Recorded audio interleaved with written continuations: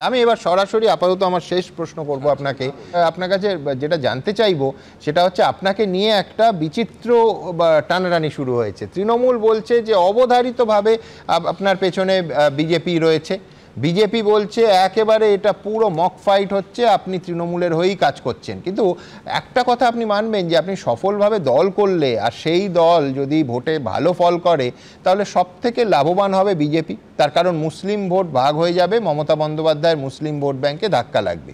কিন্তু আমি উল্টো দিক থেকে আপনার কাছে আসবো, যে মুসলমানরা বিজেপিকে হারাতে চায় তারা তৃণমূলকে ভোট না দিয়ে আপনার দলকে দেবে কেন?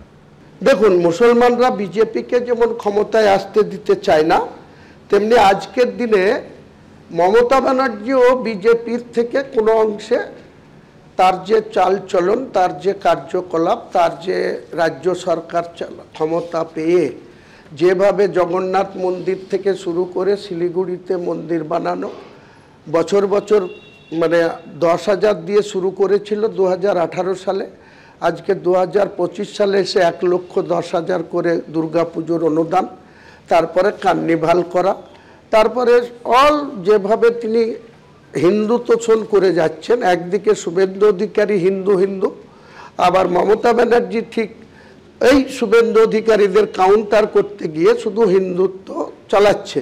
তা আমার সোজা কথা, এটা কে কাকে ভোট দেবে, কে হারবে আর কে ক্ষমতায় চলে আসবে সেটা বাংলার মানুষ সিদ্ধান্ত নেবে ভোটের ইভিএম মেশিনে।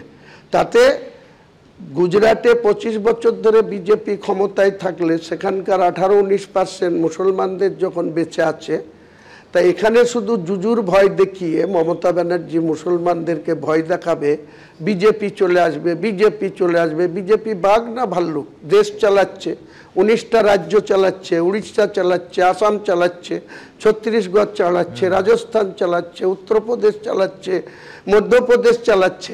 তা বিজেপি যদি বাংলাতে চলে আসে তার জন্য কি মুসলমানরা মরে যাবে? আমি মুসলমানদের হয়ে ব্যাটিং করব। আমি বলছি, বাংলার মুখ্যমন্ত্রী যেই হোক আগামী দিনে, আমরা মুসলমানদের কাছে আপিল করব, আবেদন করব যে আপনারা বেশি বেশি করে মুসলমান এমএলএ নির্বাচিত করে বিধানসভায় পাঠান। আমি নিজে বিরোধী দলের নেতৃত্ব দেব।